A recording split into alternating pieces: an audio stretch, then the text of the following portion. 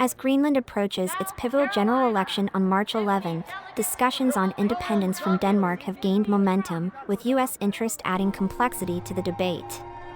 President Trump recently reiterated his openness to closer ties with Greenland, reviving past discussions about its strategic and economic value. For national security purposes. I've been told that for a long time, long before I even ran. I mean, people have been talking about it for a long time.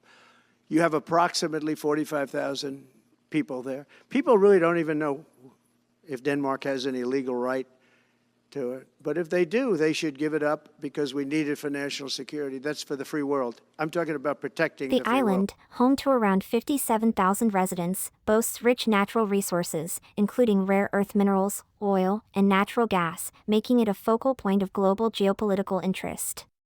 While many Greenlanders support independence, they remain divided on the timing, fearing economic instability and external influence. We shouldn't be bought by anyone because Greenland is not for sale and Greenland will not be for sale, but we can have a closer collaboration on business development with the US. Currently, Greenland relies heavily on fishing, which accounts for over 95% of its exports, and substantial subsidies from Denmark, covering nearly half of its public budget.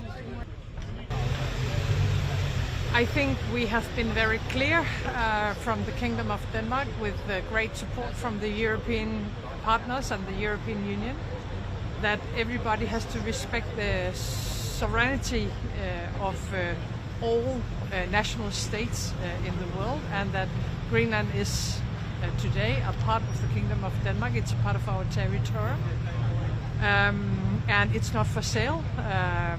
The chairman, the leader of Greenland, has been very clear that they are not for sale. However, with growing Inuit pride and concerns over historical colonial mistreatment, some see this election as a crucial opportunity to take control of Greenland's future.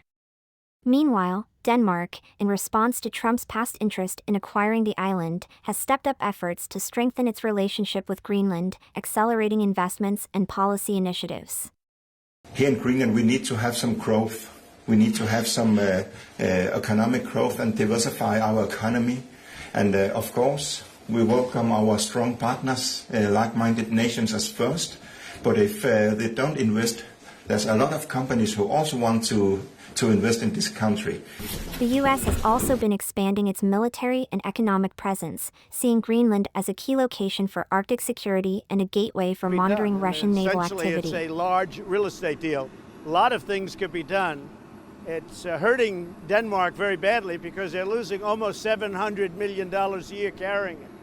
So they carry it at a great loss. And strategically for the United States, it would be nice.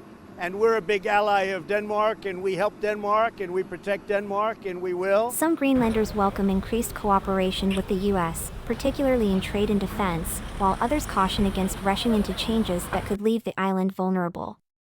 Greenland's Prime Minister, Mute Gede, has maintained that while the island seeks independence, it is not for sale, and only its people will decide their future.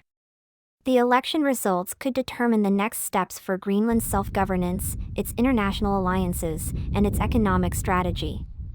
With the Arctic playing an increasingly important role in global affairs, the outcome of this vote could have far-reaching consequences beyond Greenland's borders. And I also have a message tonight for the incredible people of Greenland. We strongly support your right to determine your own future. And if you choose, we welcome you into the United States of America. We need Greenland for national security and even international security, and we're working with everybody involved to try and get it. But we need it really for international world security, and I think we're going to get it. One way or the other, we're going to get it. As the world watches, Greenlanders must decide whether to move toward full independence or continue their gradual transition while maintaining ties with Denmark. This historic election could redefine Greenland's place on the global stage, shaping its path for years to come.